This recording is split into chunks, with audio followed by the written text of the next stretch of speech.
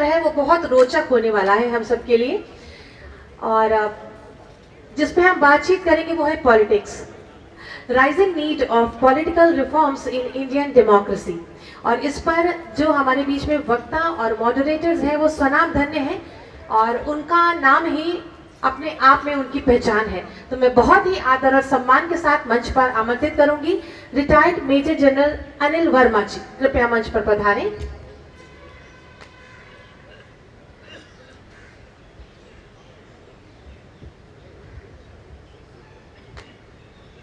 Sir आपका बहुत बहुत स्वागत है। दूसरा नाम, उनका नाम अपने आप में उनकी पहचान बताता है, श्री प्रशांत भूषण जी, कृपया मंच पर पधारें। आप सभी की जोरदार तालियां। जस्टिस बीजी कोलसे पाटिल जी, आपका मंच पर बहुत बहुत स्वागत है। प्रोफेसर अभय दुबे जी, आपका भी मंच पर स्वागत है। और श्री आनंद वर्धन सिंह जी, आपका भी मंच पर बहुत बहुत स्वागत है। ये हमारा मंच बहुत सशक्त मंच है, और जितने भी वक्ता और मॉडरेटर्स हैं इनके विषय में कुछ भी कहना सूर्य को दिया दिखाने जैसा है, लेकिन मैं यहाँ पर हूँ और ये मेरी मॉरल ड्यूटी है कि मैं सबके विषय में थोड़ा थोड़ा आप तक जरूर पहुँचाऊँ। हमारे बीच में मेजर जनरल अनिल वर्मा जी हैं, एसोसिएशन फॉर डेमोक्रेटिक रिफॉर्म्स के अध्यक्ष हैं और लोकतंत्र की लड़ाई के लिए हमेशा जाने जाते हैं। मैं चाहूंगी कि जोरदार तालियां होनी चाहिए। श्री प्रशांत भूषण जी अपने आप में ही एक ऐसा नाम है जिनका नाम सुनते ही सबके चेहरे पर एक चमक आ जाती है। भारत के उच्चतम न्यायालय में एक वरिष्ठ अधिवक्ता, जिन्हें भ्रष्टाचार, विशेष रूप से न्यायपालिका के भ्रष्टाचार के खिलाफ आंदोलन के लिए जाना जाता है। पिछले लगभग 2 दशकों की वकालत के दौरान वे 500 से अधिक जनहित याचनाओं पर जनता की तरफ से केस लड़ चुके हैं। तालियां आपके मंच तक पहुंचे। जस्टिस बीजी कोलसे पाटिल जी भारतीय समाज सुधारक और मुंबई उच्च न्यायालय के पूर्व न्यायाधीश हैं। आपने भारत के आदिवासी और मूल निवासी छात्रों को शैक्षणिक सुविधा प्रदान करके राष्ट्र बदलने में बहुत बड़ा योगदान दिया है। प्रोफेसर अभय दुबे जी अंबेडकर यूनिवर्सिटी दिल्ली में लॉ के प्रोफेसर हैं, बहुत ही प्रखर और बेबाक राजनीतिक विश्लेषक हैं। आपका बहुत बहुत स्वागत है। और इस पूरे सत्र को जो मॉडरेट करने जा रहे हैं Shri Anand Vardhan Singh ji, the public India के फाउंडिंग एडिटर, वरिष्ठ पत्रकार और उत्तर प्रदेश का एक बेहद चर्चित चेहरा है तथा सोशल मीडिया पर प्रसारित third eye with Anand Vardhan Singh programme के लिए प्रसिद्ध हैं। आनंद वर्धन जी ऐतिहासिक घटनाओं पर अपनी बेबाक और तथ्यपूर्ण विचारों के लिए जाने जाते हैं। साहित्य के प्रति विशेष रुझान के चलते आप बड़े साहित्यिक आयोजन करते रहते हैं, जैसे गोरखपुर साहित्य समागम, और ये जो पूरी आप साज सज्जा और झांकी देख रहे हैं अवध कॉन्क्लेव इत्यादि, जिसमें साहित्य, कला, संस्कृति, राजनीति, शिक्षा, फिल्म, सेना और विभिन्न महत्वपूर्ण विषयों पर विशेषज्ञों द्वारा महत्वपूर्ण चर्चा होती है। पत्रकारिता के साथ ही एक बेबाक, प्रखर, मुखर वक्ता और कुशल लेखक है, जिनकी लिखी पुस्तक हे राम टू जय श्री राम काफी चर्चा में रही और उनकी हिंदी एडिशन का आज यहाँ विमोचन होना है। तो मैं चाहूंगी कि इस सशक्त मंच के लिए दमदार तालियां मंच तक पहुंचे, और इस पूरे सत्र को संचालित करने के लिए मैं श्री आनंद वर्धन सिंह जी से अनुरोध करूंगी। जी नमस्ते। और मैं पहले 1-2 चीजें बता दूं।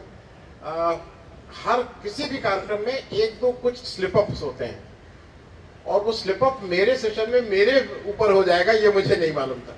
अलका जी और हम, अलका जी मेरे कार्यक्रम शायद पिछले 15 साल से हम लोग कर रहे हैं। बहुत सी चीजें हम लोग फोन पे ही बात हो जाती है, भाव भंगिमा से हो जाता है। कल ये तय हुआ था कि अभय जी इसको मॉडरेट करेंगे, और मैं, क्योंकि इसके बाद का सेशन है मैं यहाँ रह जाता हूँ तो थोड़ा मैं फंसता हूँ। मैं आप दे रहा हूँ आपको 1 मिनट दे रहा हूँ।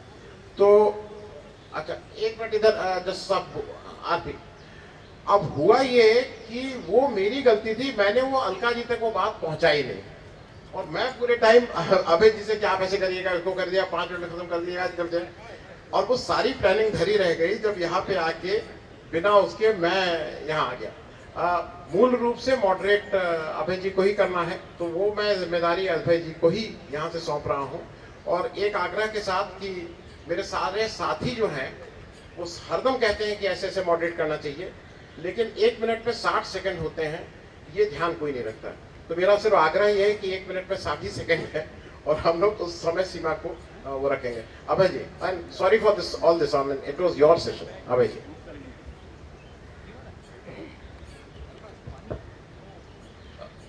लेकिन आनंद जी आप मंच पर हैं, क्योंकि जो राजनीतिक सुधारों के बारे में हम लोग चर्चा करने जा रहे हैं, मुझे लगता है कि मेरे और आपके बीच में लंबे अरसे से इस विषय पर चर्चा होती रही है। और ख़ास तौर से अब यहाँ पर तो न्याय क्षेत्र के दो बहुत ही दुर्धर्ष और विख्यात दोनों हस्तियाँ मौजूद हैं, और आनंद जी का भी अपना एक उसमें विचार रहता है। तो मेरे ख्याल से बहुत अच्छी चर्चा हम लोग इसके ऊपर करेंगे, तो आप यहाँ पर रहिए। तो दोस्तों, हम लोगों मेरे ख्याल से किसी को बताने की ज़रूरत नहीं है कि इस देश में लोकतंत्र है, और इसको ये भी कहा जाता है कि ये दुनिया का सबसे बड़ा लोकतंत्र है। ये सब बातें भी कही जाती हैं, और हमें ये भी बताया गया है कि जो मौजूदा सदी है और ये सहस्राब्दी है, ये मिलेनियम चल रहा है, ये मिलेनियम डेमोक्रेसी की है, ये भी हम लोगों को कहा जाता है।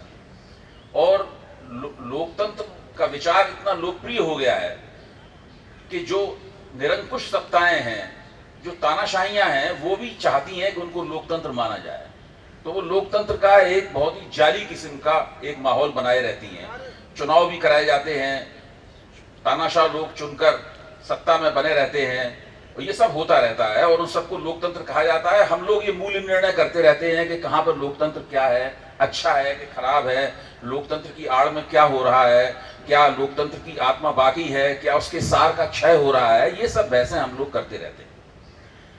अगर हम एक बात मान लें कि भारत के अंदर लोकतंत्र है, पुराना लोकतंत्र है, और लोकतंत्र की जो बुनियादी शर्तें हैं वो मोटे तौर पर चुनाव होता है, सत्ता का शांतिपूर्ण हस्तांतरण होता है, एक न्यायपालिका है, एक चुनाव आयोग है, और दूसरी संस्थाएं हैं जिनका एक जमाने में बहुत अच्छा प्रदर्शन हुआ करता था। हम सब लोग उसकी बड़ी तारीफ करते थे, जनता के बीच में उनकी साख बहुत अच्छी थी।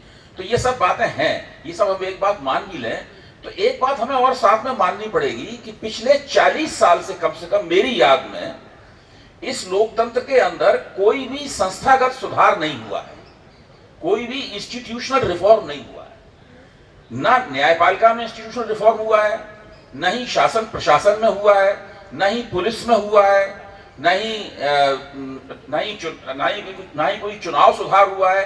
किसी भी तरह का कोई भी संस्थागत सुधार हमारे यहाँ नहीं हुआ है। इसका नतीजा ये हुआ है कि हमारा लोकतंत्र काफी संस्थागत लिहाज से काफी जर्जर हो गया है, और उसके जर्जर होने के कारण इसकी जो प्रभावोत्पादकता, इसका जो असरदार पक्ष है, वो उसका बहुत ही ज्यादा क्षय हो चुका है। तो मैं चाहता हूं कि इस क्षय का लाभ उठाकर चतुराई के साथ में लोकतंत्र के रहते हुए भी जो अलोकतांत्रिक किस्म की गतिविधियां आजकल बड़े पैमाने पर बढ़ रही हैं, लेकिन का सिलसिला जो मौजूदा सरकार है उसके बहुत पहले से शुरू हुआ था, उसको रेखांकित करते हुए हम लोग अपने जो हमारे पैनलिस्ट हैं उनके साथ में चर्चा करें। अब वो क्या है चतुराई के साथ की जाने वाली चीजें? मसलन देश की सर्वोच्च अदालत सुप्रीम कोर्ट एक फैसला देती है कि एक प्रदेश की राजधानी में बड़े बड़े होर्डिंग्स लगे हुए हैं और उनमें आपत्तिजनक बातें लिखी हुई हैं। अदालत फैसला देती है कि होर्डिंग्स को हटाया जाए। सरकार उस फैसले का खुला विरोध नहीं कर सकती। सरकार ये नहीं कह सकती कि हम इसको नहीं मानते। सरकार 2 या 3 होर्डिंग्स को हटाती है, लेकिन 25-30 होर्डिंग लगे रहते हैं। अब क्या तरीका है कि हम लोग जो लोग हैं वो कहें कि भाई ये होर्डिंग्स नहीं हटाए गए हैं, वो दोबारा अदालत में जाएं, कंटेम्प्ट ऑफ कोर्ट करने के लिए कहें, क्या किया जाए? इस सवाल एक प्रदेश में विपक्ष की सरकार चुनी जाती है, तुरंत ही वहां का जो राज्यपाल, जिसमें राजभवन में जहां राज्यपाल रहते हैं, वो एक समांतर सरकार चलाने का केंद्र बन जाता है, और कोई ऐसा तरीका नहीं है जिससे उस चीज को रोका जाए। सार्वजनिक रूप से नारा लगाया जाता है कि भाई जिस किसी प्रदेश में डबल इंजन की सरकार होनी चाहिए। वैसे तो यानी जो केंद्र में सरकार है वही सरकार राज्य में भी होनी चाहिए, तभी उस राज्य की भलाई होगी। ये बात दावे के साथ कही जाती है। चुनाव इस बात को लड़ा जाता है। अब वैसे तो कायदे से देखा जाए तो देश की हर प्रदेश की सरकार डबल इंजन सरकार होनी चाहिए। किसी भी पार्टी की सरकार हो और केंद्र में किसी भी दूसरी पार्टी की सरकार हो, केंद्र सरकार को उस पार्टी की सरकार का समर्थन करना ही चाहिए। हर सरकार डबल इंजन की सरकार होनी चाहिए। केवल केंद्र में जो सत्तारूढ़ पार्टी है उसी की सरकार अगर किसी राज्य में हो, वो तभी कहा जाएगा डबल इंजन की सरकार है। ये तो भारतीय संघवाद का जो बुनियादी उसूल है, इसका खुला उल्लंघन है। और ये खुला उल्लंघन रोज होता है, वो हम लोग नहीं जानते हैं कि इस खुले उल्लंघन को कैसे रोका जाए। अभी 24 अक्टूबर को असम के मुख्यमंत्री ने झारखंड में भाषण देते हुए कहा कि इस देश में जगह जगह जो बाबर की औलादें रह रही हैं उन सबको लात मारकर निकालने का समय आ गया। अब चुनाव आयोग की एक चुनावी आचार संहिता है, चुनावी आचार संहिता में सबसे ऊपर यह लिखा हुआ है कि किसी भी संप्रदाय के खिलाफ आप चुनाव प्रचार नहीं कर सकते।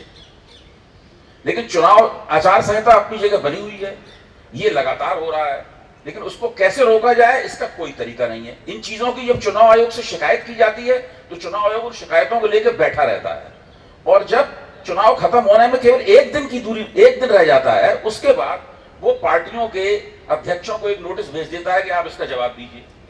तो खानापुरी भी उसने कर ली, लेकिन कुछ होता भी नहीं।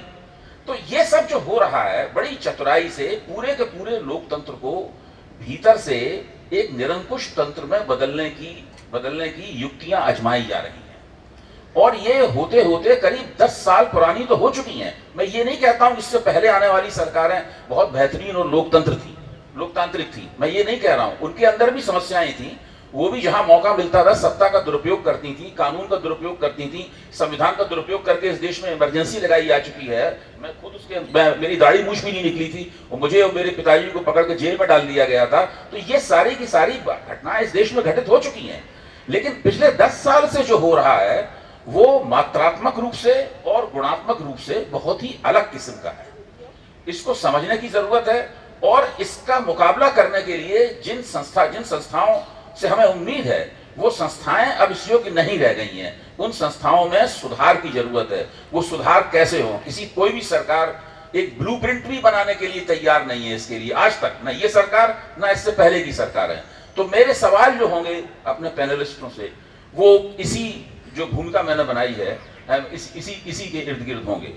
तो मैं सबसे पहला सवाल ही पूछूंगा, क्योंकि मेरा ये मानना है कि इस देश में जो भ्रष्टाचार की समस्या है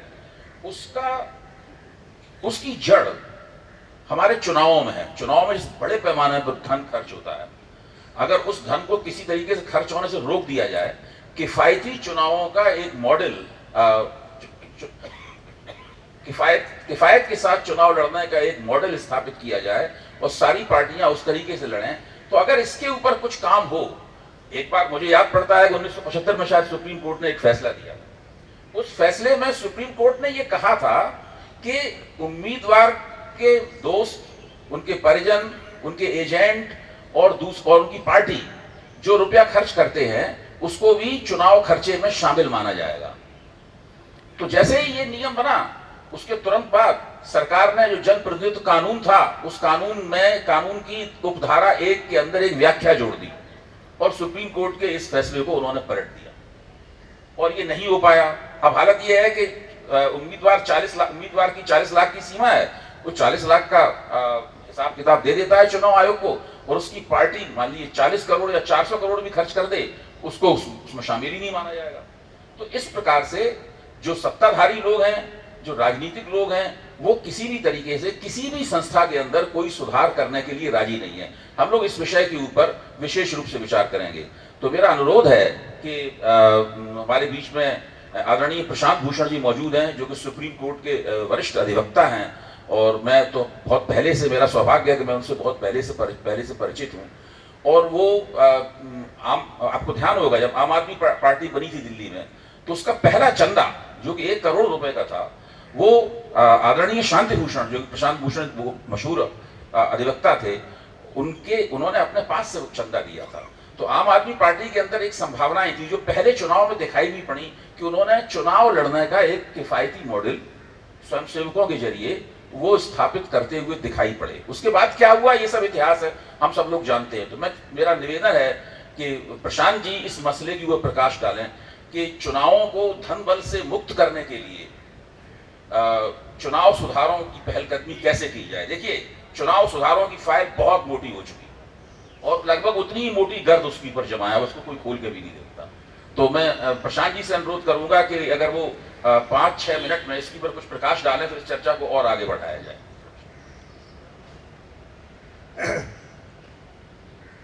आज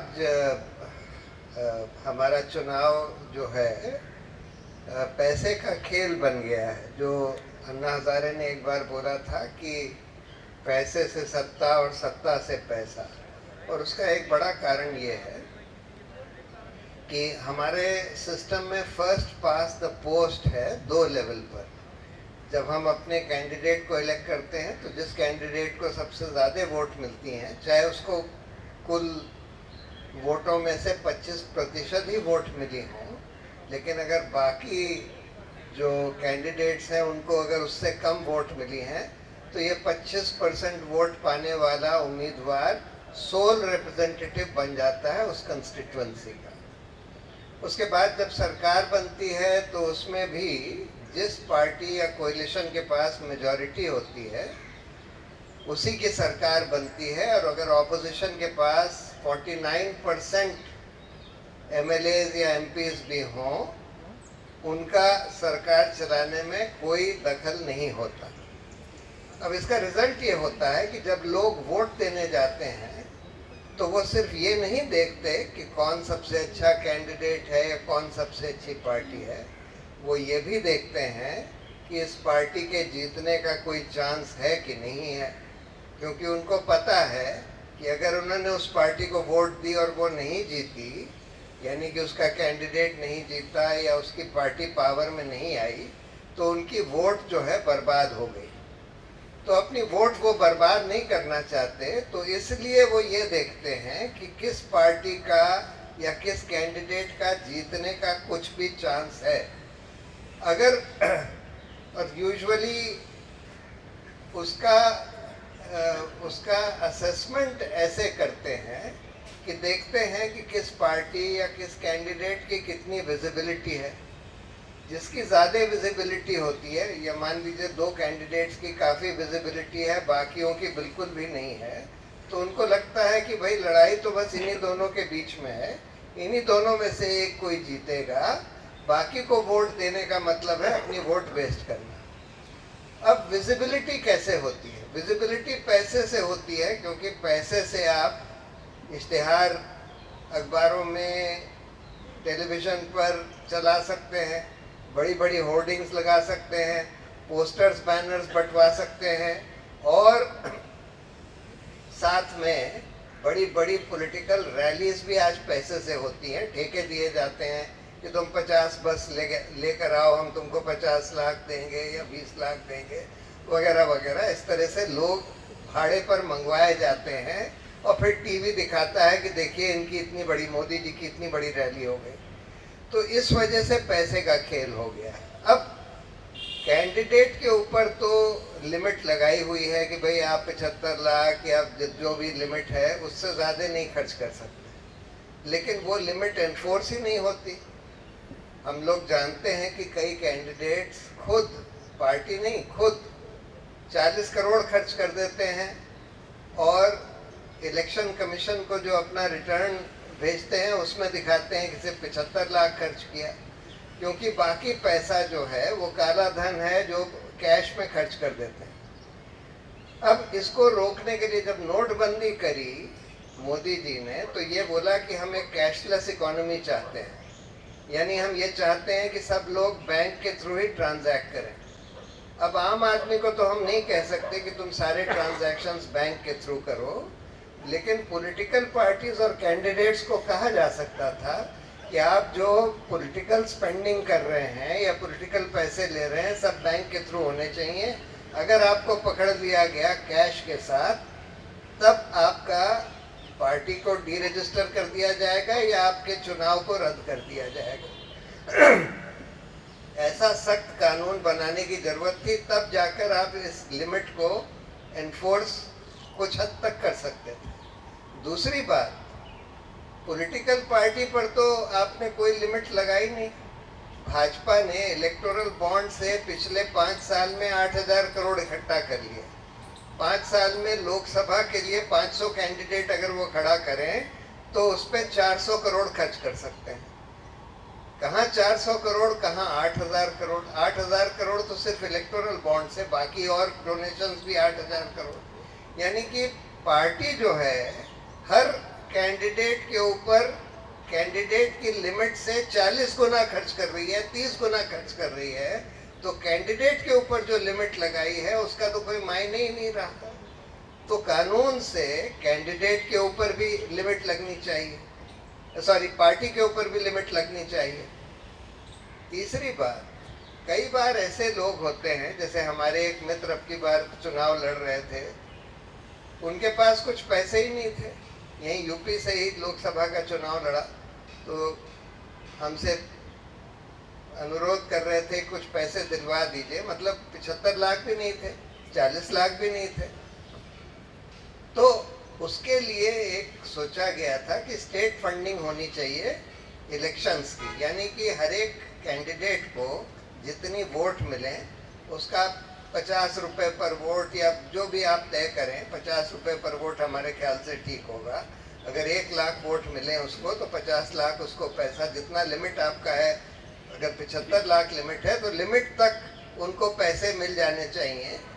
उसमें जो अच्छे कैंडिडेट्स होंगे जिन्होंने काम किया है ग्राउंड पर, वो अपने दोस्तों से पैसे बोरो करके, दोस्तों से, रिलेटिव से पैसे बोरो करके चुनाव लड़ तो सकते हैं, और चुनाव के बाद उनको 1-1.5 लाख वोट मिली तो उनको सरकार से पैसा मिल जाएगा। जो लोग ये कहते हैं कि भाई ये तो फीजिबल नहीं है, बिल्कुल गलत बात करते हैं, क्योंकि एक लोकसभा के चुनाव में करीब 60 करोड़ वोट पड़ती हैं। 60 करोड़ को अगर आप 50 से मल्टीप्लाई करें 3000 करोड़ हुआ। टोटल सरकार को 3000 करोड़ से कम देना पड़ेगा, क्योंकि कई लोग तो लिमिट क्रॉस कर लेंगे। तो ज़्यादा से ज़्यादा 2-2.5 हज़ार करोड़ 5 साल में एक बार देना पड़ेगा, जो कि सरकार के लिए कोई पैसा नहीं है, उसके कोई मायने नहीं है।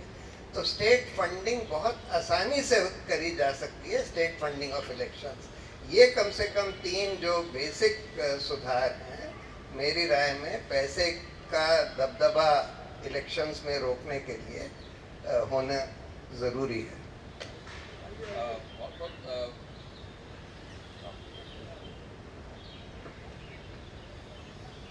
तो प्रशांत जी ने 3 बहुत ही ठोस सुझाव आपके सामने रखे हैं कि चुनाव लड़ने का किफ़ायती मॉडल कैसे बनाया जाए।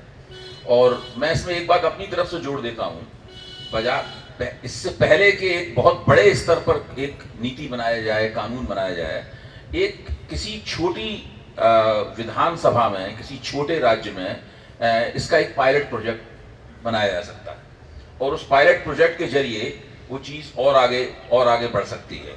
अब मैं रुख करूंगा जनरल वर्मा का। जनरल वर्मा जो देश में डेमोक्रेटिक रिफॉर्म के लिए जो एक बहुत महत्वपूर्ण संगठन है, ADR, उसके अध्यक्ष हैं, और वो दिन रात उनका संगठन और वो इस मुद्दे को लेकर संघर्ष करते रहते हैं। मैं उनसे जानना चाहूँगा, जैसे कि ADR का ध्येय है कि अगर उम्मीदवार के बारे में ज़्यादा से ज़्यादा जानकारी हमें प्राप्त हो उम्मीदवारों के बारे में, तो जनता को सही प्रतिनिधि चुनने में आसानी हो।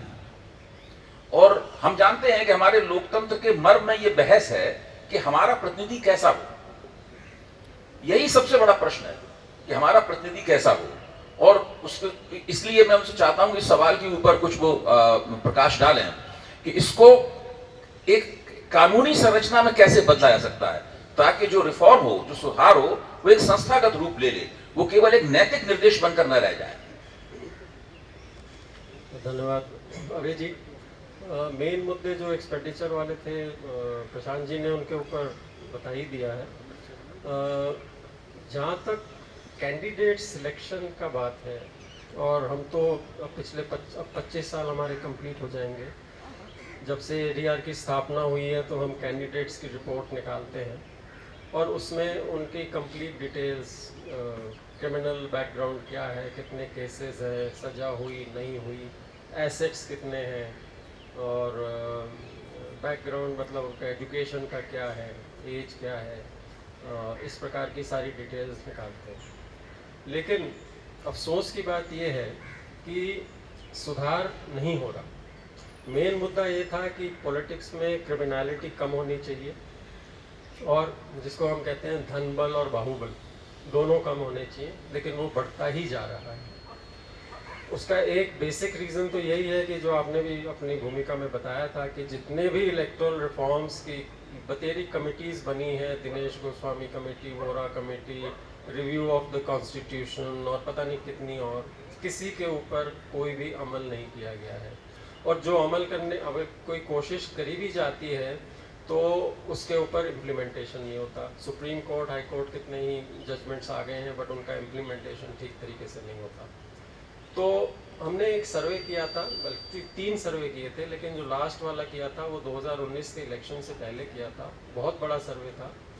535 पार्लियामेंट्री कंस्टिट्यूंसीज में हमने 535 में हर एक कंस्टिट्यूंसी में 500 से 600 रिस्पोंडेंट्स, जो कि अलग अलग तबके के थे, गांव के, शहर के और सब जाति और ये सब उसके, उनसे 30 सवाल पूछे थे। उसमें से एक सवाल ये था जिसमें हमने ये पूछा था कि आपको मालूम है कि इलेक्शन के टाइम पे जो आपको दारू, पैसा ये सब मिलता है वो इलीगल है। 35% ने बोला हाँ। हमने दूसरा सवाल ये पूछा था कि आपको मालूम है कि कैंडिडेट्स जो इलेक्शन लड़ते हैं उनके क्रिमिनल एंटीसीडेंट्स की पूरी डिटेल्स कहीं पे होती हैं। उन्होंने कहा 35% ने बोला हमें पता है, हाँ होती है, इलेक्शन कमीशन की वेबसाइट पर होती है, एफिडेविट में लिखी जाती हैं और ये सब। हमारा नेक्स्ट सवाल ये था कि फिर आप क्रिमिनल केसेस जिनके ऊपर इतने होते हैं उनको आप वोट क्यों करते हो? उसका जवाब ये था, 36% ने ये बोला क्योंकि वो अच्छा काम करते हैं। अब अच्छे काम की डेफिनेशन क्या है? किसी की नौकरी लगवा दी, किसी की बेटी की शादी में 20,000 रुपया दे दिया, या इस तरीके की चीज़ें हैं, या इंडिविजुअल। अब मैं तो यही कहता हूँ और मैंने लिखा भी है इसके बारे में कि हमारे इलेक्शंस अभी ट्रांजैक्शनल हो गए हैं। Voter wants something from the politician and politician, you are seeing all the political parties are competing with each other to outdo each other in giving this thing. अब ये भी ठीक है कि नहीं, फ्रीबीज के ऊपर भी सुप्रीम कोर्ट की जजमेंट्स हैं और सब कुछ है। तो ये आश्चर्य की बात है कि क्रिमिनलिटी और धनबल के ऊपर कैंडिडेट्स सिलेक्शन और ये सब जो होता है, हमारे जो आम वोटर है वो इस पे तवज्जो नहीं देता। उसको सिर्फ ये चाहिए कि मुझे पॉलिटिकल पार्टी से क्या मिलना है, और उसी के बेसिस पे वो वोट देते हैं। और ऑफ कोर्स जाति, धर्म, इलाकावादी, ये वो सब उसके ऊपर वोटिंग होता है। बट मैं ये चीज़ बताना चाहता हूँ कि ये जो धनबल वाली बात है, ये हमारा सबसे बड़ा जो अभी लोकतंत्र के आई वुड से अगेंस्ट वो है, ये पैसे का खेल।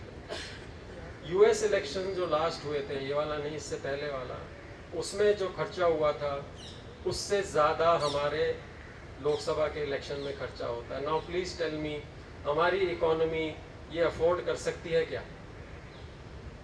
यूएस के इलेक्शन से ज़्यादा खर्चा, और आधे से ज़्यादा जो खर्चा हम बताते हैं कि इलेक्शन करवाने में इलेक्शन कमीशन का इतना होता है, जैसे प्रशांत जी ने बताया। आई मीन ये खर्चा कम करने का सलूशन सब एक यही बताते हैं कि स्टेट फंडिंग या पब्लिक फंडिंग बोल लो या जो भी बोल लो होगा। लेकिन एडीआर का स्टैंड ये है कि state funding will not be successful unless all the other electoral reforms are done. क्योंकि आपके वो भी चलता रहेगा जो गलत सिस्टम पहले का चल रहा है, और ऊपर से आप पैसे भी देंगे उनको पार्टीज को। तो जब तक इनर पार्टी डेमोक्रेसी, अकाउंटेबिलिटी, और इनके जैसे किसी का इलेक्शन ही नहीं होता, वो सालों साल आजीवन वो प्रेसिडेंट बने हुए हैं, वो बने हुए हैं, और किस प्रकार से टिकट डिस्ट्रीब्यूशन होता है वो देखिए ना आप, पैसे दे के, और कुछ जो भी आप लोग सब जानते हैं कि किस प्रकार से टिकट डिस्ट्रीब्यूशन होता है। तो उसमें जनता का रोल क्या है? मैं ये भी पूछता हूँ मैं कॉलेजेस में और स्कूल में जब लेक्चर देता हूँ कि ये गवर्नमेंट कौन चुनती है? सब बोलते हैं हम चुनते हैं। उन्होंने कहा बताओ कैसे चुनते हो? टिकट आप देते हो? नहीं, वो तो पॉलिटिकल पार्टी देती है।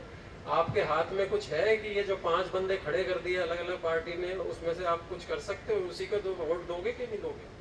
तो मैं हाँ जी। तो मैंने कहा फिर आप कैसे चुन रहे हो? और जो चुने गए एमपीज और एमएलएज हैं, उनके ऊपर आपका वो डिफेक्शन लॉ और वो सारा जो कुछ है, वो चूं करे तो उनको आउट कर देते हैं। वो भी तो हम सब के सब, मैं तो ये कहता हूँ, एक तरीके से कैप्टिव्स हैं इनके हाथ में। So how do you resolve this? Resolve तभी हो सकता है जब जनता जागे और जनता को हम ये समझाएं कि ये क्या हो रहा है, इसका बुरा असर क्या हो रहा है, हमारे लोकतंत्र पे क्या हो रहा है। एक तरफ तो आप बड़े गर्व के साथ कहते हो हम इतने करोड़ लोगों को राशन दे रहे हैं, 5 किलो, ये किलो, वो किलो। तो like there is a Chinese saying, teach a man how to fish, don't give him fish to eat. तो आप नौकरी दीजिए, जो हाय हाय हाहाकार मचा हुआ है देश में। और जो स्टैटिस्टिक्स की बात एक मैडम ने बिल्कुल दरकिनार कर दी थी, लेकिन कुछ तो बेसिस होता है ना स्टैटिस्टिक्स का। और हम तो स्टैटिस्टिक्स वही देते हैं जो कैंडिडेट्स अपने एफिडेविट में भर के देते हैं और जो पॉलिटिकल पार्टीज अपनी डोनेशंस के बारे में जमा कराती हैं इलेक्शन कमीशन को। वो भी सब हेरी फेरी है, कोई स्क्रूटिनी नहीं होती किसी चीज़ की। वो तो अटल बिहारी वाजपेयी ने पार्लियामेंट में बोला था जब वो प्राइम मिनिस्टर थे, we start our career with a lie. हम झूठ के साथ अपना करियर शुरू करते हैं। सबसे पहला झूठ यही है, इलेक्शन एक्सपेंडिचर की जो स्टेटमेंट देते हैं हम। कितने साल पहले गोपीनाथ मुंडे जी, गॉड ब्लेस हिज सोल, उन्होंने बोला था कि मैंने तो 10 करोड़ खर्च किए थे अपने इलेक्शन में। कितने साल पहले। आजकल तो 40-50 करोड़ आराम से खर्च कर रहा है हर एक कैंडिडेट। तो वो कहाँ पे दिखाया जा रहा है और कैसे हो रहा है, क्या हो रहा है? तो इन सब चीज़ों पे हमें गौर करना है। आई थिंक अभय जी मैंने काफ़ी टाइम ले लिया, but I get carried away. नहीं, ठीक है। आपने जो बात कही, अगर आपकी बात को और प्रशांत जी की बात को मैं मिलाकर सोचूं तो हम लोगों की चर्चा एक ऐसी दिशा में जाती है जो लोकतंत्र की गुणवत्ता, कि वास्तव में हमारे यहाँ लोकतंत्र है या नहीं, ये सवाल खड़ा कर देती है। जैसे कि, और फिर उसको हम चुनावी सुधार तक इस चर्चा को सीमित नहीं रख सकते। फिर वो दरअसल एडमिनिस्ट्रेटिव रिफॉर्म की तरफ जाएगी। वो इस तरफ जाएगी कि हमारे यहाँ सत्ता का केंद्रीकरण लगातार बढ़ता जा रहा है। अच्छा, जनता लोकतंत्र में, मतलब जनता की नुमाइंदगी करने वाले लोगों का लोकतंत्र हो जाता है, जनता का लोकतंत्र नहीं रहता।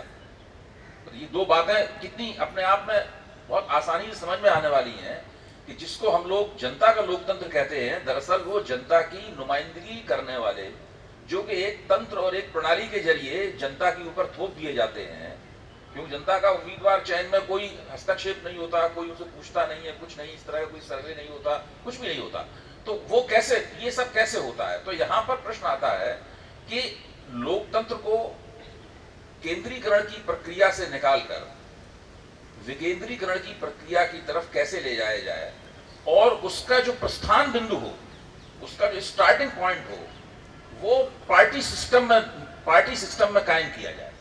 जो हमारी दलीय प्रणाली है, दलीय प्रणाली में कायम किया जाए। दलों के अंदर आंतरिक लोकतंत्र हो, उसके साथ जनता की राय को किस तरीके से जोड़ा जाए।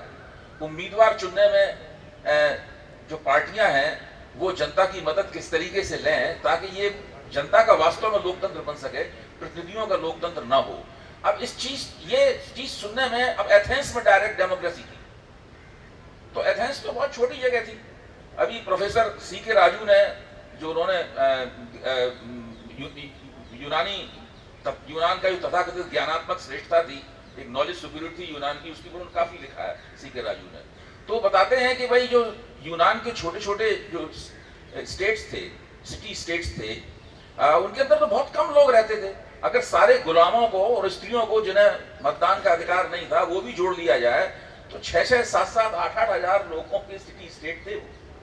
तो वहां पर जो दास मालिक थे उनको एक जगह शहर के एक चौक पर आकर हर चीज के ऊपर उनकी राय ली जा सकती थी, हर चीज पर उनका वोट लिया जा सकता था।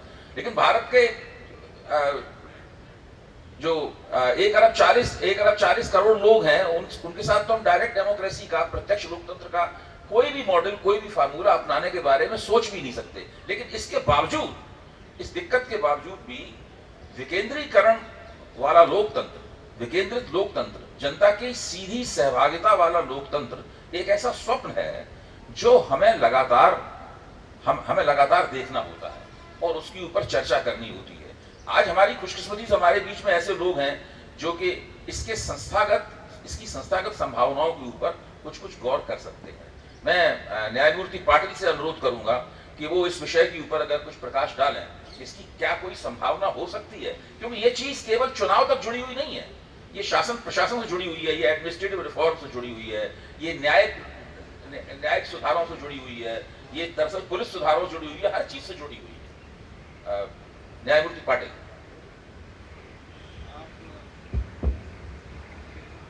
सब लोग बहुत विद्वान है, मैं जानता हूँ। मैं एक रस्टिक विलेजर हूँ। मेरे लाइफ की शुरुआत मजदूरी करके करी है, तो आप सबसे मेरी राय अलग है, लेकिन मैं आपसे विरोध नहीं करता। आप सब मुझे समझ लेने की कोशिश करेंगे कि हमारे देश में कल्चर है, जब तक हम सोशल और इकोनॉमिक इक्वालिटी पर नहीं जाएंगे हम कुछ नहीं कर सकते, कुछ नहीं कर सकते। यहाँ की डेमोक्रेसी यहूदी डेमोक्रेसी है। यहूदी आप जानते हैं, तो ये डेमोक्रेसी को सुधारना होगा तो हमें आदमी को सुधारना होगा। तो अभी एक नया लेख हमारे भारत के लोगों के बारे में आया है। ब्रायन करके न्यूजीलैंड का लेखक है, वो कहता है कि मैं दुनिया का अभ्यास किया लेकिन भारत जैसे भ्रष्ट लोग मुझे नहीं मिले। ये हकीकत है। मैं पढ़ के बाटा मैं मेरा फेसबुक पे मैंने कई बार डाला, लोग पढ़ते नहीं। उनका कहना है कि तुम जब गॉड को भ्रष्ट करते हो, बचपन से तुम ईश्वर को भ्रष्ट करना जानते हो, तो तुम तो सौदेबाजी भी करेंगे। सौदेबाजी के सिवा कुछ करते नहीं। इतनी सौदेबाजी दुनिया में कहीं नहीं। सौदेबाजी कम ज्यादा होती है, इंसान भी कम ज्यादा। इसलिए हमें पहले इंसान पर कंसंट्रेट करना होगा, उसकी हेल्थ, उसके इकोनॉमिक पॉलिसी, उसका इकोनॉमिक स्टेटस क्या है हमारा। हम 36 नया पैसा पर डे से काम करते थे, क्या स्टेटस है। तो ये क्यों बता रहा हूं मैं कि हमें आज जो सोचना है, यो सिर्फ संविधान की प्रस्ताविका यानी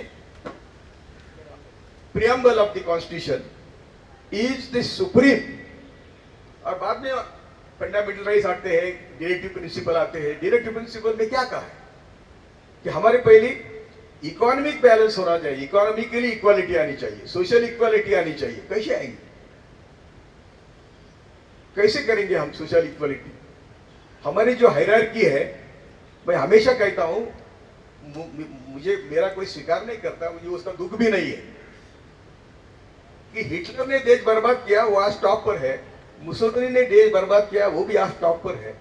जापान को अमेरिका ने बर्बाद किया, वो पर टॉप पर है। हमको तो किसी ने बर्बाद नहीं किया। जो मुसलमानों की बात करते हैं हम, अब मुगल काल में तो हम नंबर 1 थे दुनिया में। हमारा जीडीपी 36% था। कुछ गलत आंकड़े हो सकते हैं, लेकिन we were at the top. हमारा एक्सपोर्ट टॉप पे था। हमारी यूरोप अमेरिका में जितने जहाज नहीं थे बंदरों में, उससे ज्यादा जहाज हमारे कलकत्ता और मुंबई बंदर में थे। छत्रपति शिवाजी महाराज ने नेवी की शुरुआत करी थी। और जो कहते हैं ना कि ये गाड़ी के पेटी में एक साड़ी बैठती थी, वो जमाना था। क्योंकि मुगलों ने क्या किया, तुमको जो करना है करो, हम उसमें आएंगे नहीं। तुम जो क्या खाना है, क्या पीना है, तुम करो। अपवाद तो सब धर्म में होते हैं, लेकिन हमारे जैसा डिक्टेटरशिप दुनिया में नहीं है। वो जाति के नाम पर होगी, वो धर्म के नाम पर होगी। तो ये डिक्टेटरशिप मैं इसलिए बोलता हूं कि हमारी यहूदी डेमोक्रेसी है। उसके लिए क्या करना पड़ेगा, तो पहले हमको आदमी पर कॉन्सेंट्रेट करना पड़ेगा। एजुकेशन, क्या एजुकेशन देते हैं हम, तो एजुकेशन, उसकी हेल्थ, उसका एजुकेशन, उसका एजुकेशन कौन से तरफ से, क्वालिटी एजुकेशन चाहिए, फ्री एजुकेशन चाहिए, फ्री हेल्थ चाहिए। हमको मालूम ही नहीं था कि डॉक्टर होता है। हम बचपन में हमें मालूम ही नहीं था। जब भी हमारा कोई बीमार था तो वो मर जाता था, हम कुछ नहीं कर सकते। तो ये जो बीमारी है आज भी है, और ये जो शिक्षा का स्तर है वो आज तो बुरा हो गया। आज तो सभी गवर्नमेंट स्कूल बंद कर दिए, हमारे महाराष्ट्र में बंद कर दिए। तो बोलते जाओ तुम पढ़ो। वो हमारे एक मंत्री बोलता था कि जिस स्कूल ने आपको पढ़ाया है उस स्कूल को आप मदद करो और फिर आपकी शिक्षा सुधर जाएगी। वो खुद एजुकेशन मिनिस्टर था, सेंट्रल में था। तो आपको लग सकता है कि मैं थोड़ा आउट ऑफ बॉक्स बोल रहा हूं, लेकिन इसके तरफ आपको सबको जाना पड़ेगा। इसके लिए देश को ले जाना पड़ेगा।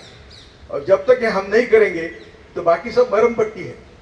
तो हम क्या सोचते थे कि ये पैसे का जो खेल है चुनाव में, ये केवल इनइक्वालिटी के कारण हो रहा है। ये धर्म के नाम पर जो इलेक्शन लड़ रहे हैं वो भी केवल सोशल इनइक्वालिटी के नाम पर चल रहा है। इसको रोकना नहीं और फिर उपाय खोजना कैसे होगा? जब तक हमारी नींव, यानी मैं बोलता हूं कि हमारे सबकी दुखों की जड़ हमारे यहूदी सोच में है, हमारे पूंजीवादी सोच में है, जो आज कौन चला रहा है। मैं अभी अरुण कुमार से बात कर रहा था कि देश की इकोनॉमी की हम बात करते हैं, वो IMF, वर्ल्ड बैंक, वो ट्राइको जो है, WTO, वो डिसाइड करता है कि हम क्या प्रोड्यूस करें, हम क्या एक्सपोर्ट करें और किसका माल हम ले। हमें चॉइस नहीं है। तो ये जो सब हो रहा है, अभी हमारा तो मैन्युफैक्चरिंग सेक्टर तो बंद हो गया। तो मैन्युफैक्चरिंग सेक्टर बंद हुआ तो कारखाने बंद है, कारखाने बंद हुए तो हमारे कामगार के किसी में पैसे नहीं है, पैसे नहीं है तो वो बाजार में नहीं जाते।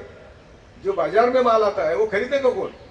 ये सब जो न्यूज़पेपर आपने चाहता है कि दिवाली बहुत अच्छी हो गई, किसकी हो गई? वो जो बड़ी बड़ी कार से वो खरीद वो लोगों ने किया, लेकिन जो कार अफोर्डेबल थी समाज को वो नहीं खरीदी हुई। पुरानी कार के दिन अच्छा आ गए। तो ये सब जो हो रहा है इसका जब तक हम विचार नहीं करेंगे तो देखो ना, LPG के बाद कामगारों पर पहले 35% अब GDP खर्च होता था कामगारों पर।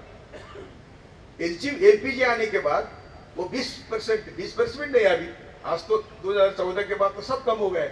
ये सब आंकड़े ये अर्जुन सेन गुप्ता के जमाने में के है। मेरे गुरु थे जस्टिस सावंत, उनकी किताब है एक ग्रामर ऑफ डेमोक्रेसी। अभी आप इलेक्ट्रल रिफॉर्म की बात करते हैं तो हम कहते हैं क्यों ना हम गांव से शुरू करें। मैं खुद एक ग्राम पंचायत चलाता हूं, किसी को इंटरेस्ट नहीं है वो ग्राम सभा में, लोग आते ही नहीं। तो जो ग्राम पंचायत करती है वही एक्सेप्ट होता है। तो इसीलिए हम सब वोटरों को यानी गांव से शुरू करना चाहिए कि तुम तुम्हारा मुखिया चुनो। पहला गांव मुखिया चुनेगा, तहसील में जाके सब गांव वाले मुखिया चुनेंगे, सब आखिर तक पहले डायरेक्ट डेमोक्रेसी, बाद में सब इनडायरेक्ट डेमोक्रेसी, जो उसमें भी पिट होल है। लेकिन दुनिया में ऐसी एक भी व्यवस्था नहीं है कि जो परफेक्ट है, लेकिन कम से कम पैसे का खेल हो। इसलिए हम गांव के लेवल से हम काम कर सकते हैं, लेकिन वो करने की किसी की इच्छा नहीं है। और वो जो आपका माइंडसेट है, जो डिसाइड करते हैं देश की पॉलिसी, उसमें हमारे जैसे हमारे यानी गरीब लोग नहीं है। गरीबों की पॉलिसी भी आके रईस तय करते हैं, और रईस तय करते हैं तो उनको क्या मिलेगा? गरीबों को मिलता नहीं है।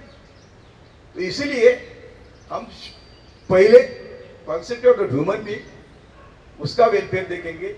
सोशल इकोनॉमिक इक्वालिटी जो है उसको हम इरेडिकेट करेंगे। करना मुश्किल है लेकिन उसके बिना चारा नहीं। जस्टिस पाटिल, बीच में मैं एक बात पूछता हूँ, आप ही के वक्तव्य से जुड़ी हुई है जी। क्या आपका कहना यह है कि हम लोग सबसे पहले जो हमारी बुनियादी आधारभूत पंचायती प्रणाली है जी, तो पहले उसको मजबूत करें? बिल्कुल। या वहां पर वास्तविक लोकतंत्र की स्थापना हो पंचायती प्रणाली के ऊपर, उसके उसके बाद में जब तक आपका कहना यह है कि जब तक वो नहीं होगा तब तक हम लोग लोकतंत्र को और अधिक जवाबदेही वाला, जनता की भागीदारी वाला लोकतंत्र नहीं बना पाएंगे जी। क्या ये है आपका कहना वास्तव में? मैं ये कहता हूँ कि आज हमारे 5 टाइप की है, ये 5 स्टेजेस पे हमसे जाना पड़ता है। ग्राम पंचायत, तालुका पंचायत, डिस्ट्रिक्ट, स्टेट और सेंटर। ये 5 स्टेप्स हमें लेना पड़ते हैं। हम जब गांव में हमारा मुखिया चुनेंगे, ये इलेक्शन की प्रोसेस की जरूरत ही नहीं, डायरेक्ट गांव में, और वो मुखिया तहसील में जाएगा, तहसील का चुनेगा, और तहसील का डिस्ट्रिक्ट का चुनेगा, डिस्ट्रिक्ट का स्टेट का चुनेगा, स्टेट का सेंट्रल चुनेगा। इस ये एक्सेप्ट होने में दिक्कतें हैं, लेकिन दिक्कत के सिवा कुछ नहीं है। यहाँ पैसे का खेल बहुत कम होगा। कहाँ से लाएंगे पैसे और कौन लाएंगे? आनंद जी, आपको क्या लगता है कि जस्टिस पाटिल ने सुझाव दिया, जो पहली नज़र में बड़ा रेडिकल सुझाव है, क्या इस तरह के सुझाव को हम लोग एक व्यावहारिक संस्थागत रूप देने की तरफ बढ़ सकते हैं, या इसको हम केवल एक आदर्श के रूप में देखें, और आदर्श व्यवहार में हमेशा एक अंतर रहता है और इससे कोई इनकार नहीं कर सकता कि आदर्श व्यवहार में 100% कभी उसका अनुवाद नहीं होता, तो इसके ऊपर आप कुछ कहें। एक मिनट में क्लैरिफाई करना चाहता हूं कि मैंने पहले ही कहा कि there is no perfect system in the world, so less and less imperfection की तरफ जाना है, इसलिए हमें डायरेक्ट डेमोक्रेसी का स्वीकार करना है। नहीं, मैं ये कह रहा हूँ कि जो जस्टिस पाटिल कह रहे हैं वो लक्ष्य हो सकता है, वो लक्ष्य हो सकता है कि अल्टीमेटली हम उस तरफ स्ट्राइक करें। मैं एक दो चीज़ें बहुत जल्दी से, इसलिए कि संक्षेप में करनी है बात। देखिए, ADR is doing an excellent job, इसमें कहीं कोई दो राय नहीं है। ये हमारे पास पहले कुछ पता ही नहीं होता था, जैसे डॉक्टर नब्ज देख के बताता था कि क्या क्या है आपकी बीमारी। ADR कम से कम डायग्नोस्टिक सिस्टम एक आ गया है, आपकी एक डायग्नोस्टिक निकाल देता है कि भाई ये साहब ये हैं, ये साहब ये हैं, इन्होंने इतना खर्च किया, इन्होंने इतना खर्च किया, बट इट इज देयर। तो ये तो आपको एक वो दे रहा है, पढ़ना तो हमें पड़ेगा ना। और जो जस्टिस पाटिल बता रहे हैं कि उस रिपोर्ट को पढ़ के उसके बाद क्या करना है, ये तो हमें करना पड़ेगा। ADR का एक रोल है, वो रोल बखूबी निभा रहा है। मैं इसमें एक चीज आप, क्योंकि इसलिए आप लोगों को बता दूं कि ये सारी चीजें होती आई हैं, मुझे ऐसा लगता है कि हमारा टॉलरेंस लेवल रोज बढ़ाया जा रहा है। ये मैं यहाँ पे इसलिए ये कोट कर रहा हूँ, मैंने अपनी किताब में कोट किया है। प्रशांत भूषण साहब बैठे हैं, इनकी एक किताब है the case that Shuk India. जब ये शायद बहुत मेरे बच्चे की कम उम्र के रहे होंगे, जो इंदिरा गांधी की किताब का जो ट्रायल था पूरा, उसका पूरा उन्होंने विवरण दिया, कैसे आया कैसे। उसमें जो इंदिरा गांधी का इलेक्शन सेट असाइड हुआ था, उसपे जो मेन चार्जेस थे, the charges of uses of government staff Yashpal Kapoor and use of government vehicle for the electoral campaign was trivial, और जिसपे लंदन ने कहा था कि removing of prime ministers from the office for a traffic fine, कि London times ने कहा था कि आपने किस काम के लिए प्रधानमंत्री के पद से उनको हटाया। अब मैं इसके अगेंस्ट आपको सिर्फ एक चीज बताऊंगा, राज्यपाल आ रहे हैं आज के तारीख में चुनाव करने, प्रचार करने, ऑफिशियली आ रहे हैं, मंच से चुनाव प्रचार में है। कश्मीर में हमने देखा कि चुनाव आज तक के मंच पे वहां के लेफ्टिनेंट गवर्नर साहब जाके चुनाव प्रचार किए हैं, किसी ने होश लिया। हमारा टॉलरेंस लेवल है, हमने कभी ध्यान भी नहीं दिया कि अच्छा ये भी वायलेशन है, एक तरफ वायलेशन वो था। और मैं एक चीज और बताता हूं, टॉलरेंस लेवल की बात सुन लीजिए, मतलब बहुत अदब के साथ, आप 70 लाख नहीं, आप 7 करोड़ की लिमिट कर लीजिए, फर्क क्या पड़ता है। मैं एक और आपको आंकड़ा दे दूं, 2014 के चुनाव में जो बनारस से लड़ा गया, 70 लाख लिमिट थी। अजय राय कांग्रेस के प्रत्याशी थे, उनके रिटर्न में फाइल है कि उन्होंने 32,12,470 रुपया खर्च किया। अरविंद केजरीवाल साहब, जो सबसे गरीब पार्टी के माने जाते थे, आम आदमी पार्टी के, उन्होंने 22,72,000 रुपया खर्च किया। कैलाश चौरसिया समाजवादी पार्टी 9,74,707। वीपी जायसवाल साहब BSP के 8,20,000। और जो सबसे समृद्ध पार्टी मानी जाती है, नरेंद्र मोदी साहब BJP के 5,83,099 रुपए खर्च किए थे। आप क्या कर लेंगे, हम धज्जी उड़ा देंगे? किसकी हिम्मत है यहाँ पे ये कहने की? मैं इसलिए इस बात को कह रहा हूं, ये मूल बात है, टॉलरेंस लेवल बढ़ रहा है। तो जो शायद इन सबके बीच का रास्ता है, जस्टिस पाटिल ने लक्ष्य बताया है, ये डायग्नोस्टिक मुझे दे रहे हैं। अब रास्ता हम सब लोगों को मिलकर कहना है, ये कोई इनका काम नहीं है, मेरा काम नहीं है। लेकिन अगर 5,83,000 हम मान रहे हैं, तो फिर इसमें अजय जी, अब मैं आपको वापस क्वेश्चन कर रहा हूं अभय भाई, कि शायद रास्ता इसके आगे है और हमारे और आपकी सबकी जिम्मेदारी है। ये केवल एक ADR की जिम्मेदारी नहीं, और ना केवल जुडिशरी की, हमारी और आपकी जिम्मेदारी। प्रशांत जी, आप जरा इसके ऊपर जो एक उदाहरण दिया, जो ज्वलंत उदाहरण है, और ये एक ऐसा तथ्य है, मैं दिन रात तमाम विभिन्न मंचों के ऊपर बोलता रहता हूँ, लिखता भी रहता हूँ अखबारों में। मैंने, मेरे ख्याल से आपके मुंह से ये तथ्य सुना है अभी यहाँ पर, मुझे याद पड़ता है। हाँ जी जी, हाँ पहली बार है। लेकिन ये आमतौर पर तथ्य आता ही नहीं कि नरेंद्र मोदी ने जब बनारस से चुनाव लड़ा, तो उन्होंने सबसे कम पैसा खर्च किया, केवल 5 लाख रुपए खर्च किया, और इस बात के ऊपर कोई लतीफा भी नहीं बना आज तक। वो पतली गली से निकल गए, इस बात के ऊपर कोई लतीफा भी नहीं बना कि नरेंद्र मोदी ने 5 लाख रुपए खर्च करके वहां पर चुनाव लड़ा। तो ये जो टॉलरेंस लेवल की बात है कि हम लोगों को इस प्रकार की विसंगतियों को बर्दाश्त करने की हमारी क्षमता बढ़ती जा रही है। क्या इसका ताल्लुक इस बात से नहीं है कि हमारे देश में अचानक भ्रष्टाचार विरोधी आंदोलन के बाद, जिसको सिविल सोसाइटी का आंदोलन कहा जाता था, नागरिक समाज का आंदोलन कहा जाता था, उसके बाद अचानक 2014 के चुनाव के बाद में नागरिक समाज इतना कमजोर हो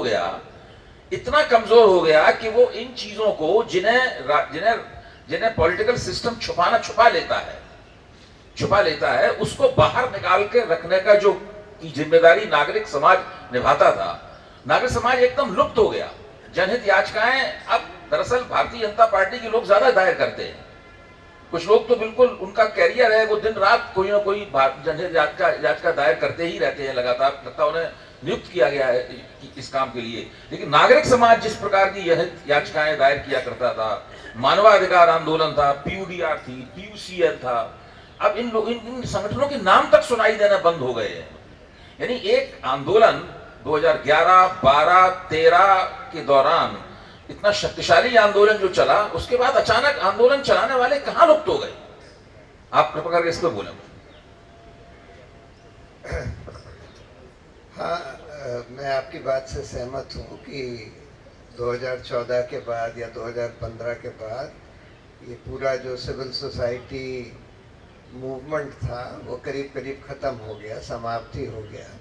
और उसका एक बड़ा कारण ये था कि जो एक एक्टिविज्म जागा था यूथ के अंदर भ्रष्टाचार विरोधी आंदोलन के दौरान, जब लोगों को ये दिखा कि जिन लोगों ने इस आंदोलन की अगुवाई करी और उन्होंने फिर बाद में आम आदमी पार्टी बनाकर सरकार भी बना ली, उन लोगों ने भी भ्रष्टाचार विरोध का रास्ता छोड़ दिया और खुद ही भ्रष्टाचारी बन गए। जब ये लोगों को दिखने लगा तो बहुत सारे लोग जो बाहर निकल कर आए थे, उनका सारा एंथुजियाज्म ख़त्म हो गया और वो अपने घर में जाकर बैठ गए और उसकी वजह से बहुत सारे लोग बाहर नहीं निकले। लेकिन एक दूसरा बड़ा कारण भी है कि क्यों सिविल सोसाइटी इतनी कमज़ोर हो गई है।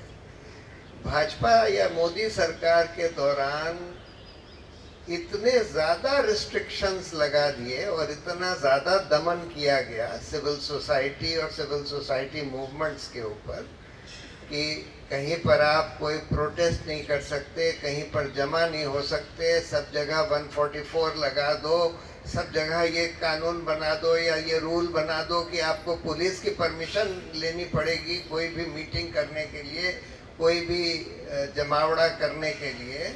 उसकी वजह से भी और बहुत सारे लोग जो बाहर निकले उनके खिलाफ केसेस चला दिए। जो लोग बोल भी रहे थे इसके खिलाफ, उनके खिलाफ भी केसेस चला दिए। तो एक दूसरा कारण ये भी था कि क्यों सिविल सोसाइटी इतनी बैठ गई। जो आपने दूसरा सवाल पूछा था, जो आनंद वर्धन जी ने बात करी कि मोदी ने सिर्फ 5 लाख, देखिए उसका तो बस सीधा जवाब है कि वो कैसे हो गया। मोदी जी अपना रुपया कभी थोड़ी खर्च करते हैं, वो तो सरकार का रुपया खर्च करते हैं, वो तो सरकारी पैसे पर ट्रैवल करते हैं, सब कुछ जो कुछ भी करते हैं सरकारी पैसे पर होता है। उनके जो मंच बनाए जाते हैं, उनके जो ट्रैवल या तो पार्टी करती है या सरकार करती है, तो इसलिए उनको तो 5 लाख भी उन्होंने दिखा दिया, ये बहुत बड़ी बात थी। अगर वो 0 भी दिखाते तब भी कोई अचंभा नहीं होता कि उन्होंने 1 पैसा भी नहीं खर्च किया। हाँ, इनकम्बेंट, हाँ ठीक है, मतलब उनकी तो खैर पार्टी खर्च करती है, लेकिन अब तो वो 0 भी दिखा सकते हैं। लेकिन दूसरी बात जो आप और जस्टिस पाटिल वगैरह ने रेस करी, ये बात बिल्कुल सही है कि इस देश में हम लोगों ने बिल्कुल एक रिप्रेजेंटेटिव डेमोक्रेसी कायम कर रखी है और उस रिप्रेजेंटेटिव डेमोक्रेसी का भी बहुत डिस्टॉर्शन हो गया है पैसे की वजह से और सारे इंस्टीट्यूशंस के कोलैप्स की वजह से। इलेक्शन कमीशन बिल्कुल पार्टिजन हो गया, गवर्नर्स बिल्कुल पार्टिजन हो गए, स्पीकर बिल्कुल पार्टिजन हो गए, यानी कि निष्पक्ष जिनको रहना चाहिए था वो बिल्कुल पार्टिजन हो गए और रूलिंग पार्टी के नुमाइंदे बन के काम करते हैं। और जुडिशरी में भी इंडिपेंडेंस का कोलैप्स हो गया। तो इसकी वजह से हमारा लोकतंत्र बिल्कुल ही चरमरा गया है। अगर हम लोग बिल्कुल बेसिक से शुरू करें तो जो जस्टिस कोलसे पाटिल ने बात बोली वो सही है कि अगर पैसे का इतनी इनइक्वालिटी होगी समाज में तो सही लोकतंत्र स्थापित करना बहुत मुश्किल है। जैसे चॉम्स्की ने बोला था ना, एक किताब लिखी थी मैन्युफैक्चरिंग कंसेंट, कि मतलब आप प्रचार करके अगर आपके पास पैसा है तो प्रचार तंत्र के ऊपर कब्जा करके प्रचार करके आप लोग वोट दे भी दें आम आदमी जो है, लेकिन वो वोट तो उस प्रचार तंत्र के आधार पर वोट देगा। तो एक बात तो ये है। दूसरी बात, जस्टिस कोलसे पाटिल ने एक बहुत इम्पोर्टेंट और बहुत सोचने वाला सुझाव रखा है कि आज हम लोग डायरेक्ट इलेक्शन कर रहे हैं ऊपर के लेवल्स पर, उसके बजाय इनडायरेक्ट इलेक्शन इस तरह से हो सकता है कि सिर्फ नीचे के लेवल पर सारे लोग मिलकर चुनाव करें और उसके बाद जो लोग लोएस्ट लेवल पर यानी कि ग्राम पंचायत में जो लोग इलेक्ट होते हैं, उन ग्राम पंचायत के जो इलेक्टेड लोग हैं वो ऊपर जाएं उसके नेक्स्ट लेवल पर, और वो लोग फिर उसके ऊपर के लेवल के लोगों को इलेक्ट करें। ये एक सोचने वाली बात है कि इससे हमारा लोकतंत्र इम्प्रूव होगा, हमारे ख्याल से होगा, और ये बहुत सीरियसली गौर करने की बात है। लेकिन जो तीसरी बात है कि हम लोगों के यहाँ कोई डायरेक्ट डेमोक्रेसी तो है ही नहीं, कोई एक्चुअल लोकतंत्र तो है ही नहीं, सारा रिप्रेजेंटेटिव बन गया है। और रिप्रेजेंटेटिव्स जिनको हम लोग सेलेक्ट भी नहीं करते, पार्टी नॉमिनेट करती है, उसके बाद उनमें से हम लोग पैसे के आधार पर वोट दे देते हैं, ये सब हो रहा है। तो उसके लिए सबसे पहले तो हमको डिसेंट्रलाइजेशन करना है, विकेंद्रीकरण सत्ता का, जिससे कि जो देखिए करेक्ट सिस्टम ये है कि जो चीज़ एक गांव को अफेक्ट करती है उसका फैसला गांव में हो, जो चीज़ किसी डिस्ट्रिक्ट को अफेक्ट करती है उसका फैसला डिस्ट्रिक्ट में हो, जो चीज़ सिर्फ स्टेट को अफेक्ट करती है उसका फैसला स्टेट में हो, और सिर्फ वो चीज़ जो पूरे देश को अफेक्ट करती है उसका फैसला नेशनल लेवल पर दिल्ली में हो। तो अब हम लोगों को कायदे से वो करना था, उसके लिए कुछ प्रयास हुए, 74th अमेंडमेंट वगैरह आया कि पंचायतों को कुछ पावर दे दो, उसको हम लोग के 6th शेड्यूल में भी है कि वहाँ ट्राइबल एरियाज में ग्राम सभा वगैरह को पावर होनी चाहिए। लेकिन दुर्भाग्यपूर्ण वो सब इम्प्लीमेंट नहीं हो रहा, वो सब भी इम्प्लीमेंट नहीं हो रहा। उसका रिजल्ट ये है कि मेन पावर एकदम केंद्र के पास है, उससे बहुत कम पावर राज्यों के पास है, उससे बहुत कम पावर डिस्ट्रिक्ट्स के पास है, और सबसे कम पावर लोएस्ट लेवल पर है। बिल्कुल उल्टा पिरामिड बन गया है पावर का। और हम लोग, ये तो बात सही है कि हम लोग पब्लिक मीटिंग करके ये नहीं तय कर सकते लार्जर लेवल्स पर, डिस्ट्रिक्ट लेवल या स्टेट लेवल या नेशनल लेवल पर हम सब लोगों को इकट्ठा नहीं कर सकते। तो उसके लिए हम लोगों को रिप्रेजेंटेटिव्स की ज़रूरत होती है और रिप्रेजेंटेटिव्स होने चाहिए। लेकिन उसमें भी ज़्यादातर देशों में एक सिस्टम है इनिशिएटिव एंड रेफरेंडम का, कि जहाँ पर कुछ महत्वपूर्ण चीज़ें लोग खुद तय कर सकें। वो इनिशिएटिव देते हैं, 10% लोग अगर दस्तखत करके दें कि हमको ये लोकपाल चाहिए, तो उस पर रेफरेंडम होता है, और रेफरेंडम में अगर अधिकतर लोग बोलें कि हमको ऐसा लोकपाल चाहिए तो लोकपाल बन जाता है। फिर उसके बाद फिर पार्लियामेंट में जाने की ज़रूरत नहीं होती। तो एक तो ये हो सकता है। दूसरी बात ये है कि हम लोग के यहाँ जब कानून बनते हैं, पहले तो एक सिस्टम था कि भाई स्टैंडिंग कमेटी को भेजा जाता था, स्टैंडिंग कमेटी लोगों को बुलाती थी, एक्सपर्ट्स को बुलाती थी, वहाँ चर्चा होती थी, वो सब भी ख़त्म कर दिया गया है। कायदे से तो ये होना चाहिए कि भाई मिनिमम पब्लिक पार्टिसिपेशन कानून बनाने में इतना होना चाहिए कम से कम कि भाई कानून का ड्राफ्ट सार्वजनिक किया जाए, उसके बाद पब्लिक के सजेशंस मंगाए जाएं, उसके बाद कोई कमेटी हो, जैसे ये स्टैंडिंग कमेटी वगैरह होती है, वहाँ पर लोगों को बुलाया जाए और उसके बाद तय किया जाए और उसके बाद फिर पार्लियामेंट में चर्चा हो। आज तो खैर पार्लियामेंट में चर्चा भी नहीं होती है, स्टैंडिंग कमेटी को भी नहीं भेजा जाता है, एक एक मिनट में कानून पास कर दिए जाते हैं, मतलब बिल्कुल फार्स हो गया है। तो ये सब हम लोगों को सोचना पड़ेगा, करना पड़ेगा। जी देखिए, हम लोग जिन राजनीतिक सुधारों के विषय पर चर्चा कर रहे हैं, तो हम लोग अभी जिस सड़क पर चल रहे हैं इस चर्चा में, वो मुख्य तौर पर इलेक्टोरल रिफॉर्म, चुनावी सुधारों की बात है कि हम अपने देश में जो प्रतिनिधियों का लोकतंत्र है उसको जनता के लोकतंत्र में कैसे बदलें, और इस आदर्श में और हमारे व्यवहार के बीच का जो अंतराल है उसको उत्तरोत्तर कैसे कम किया जाए। इसी के साथ जुड़ा हुआ एक दूसरा महत्वपूर्ण सुधार है, वो है न्यायिक सुधार, जुडिशियल रिफॉर्म, जो बहुत ही महत्वपूर्ण है। क्योंकि बिना इसके अभी तो इस वक्त तो भारत में अगर राजनीतिक सुधारों की हम चर्चा करें, लोकतांत्रिक सुधारों की चर्चा करें, तो मुझे लगता है कि सबसे ज्यादा बड़ी बहस अखबारों के कॉलमों में, आपस की बातचीत में, सोशल मीडिया पर ये चल रही है कि हमारे जो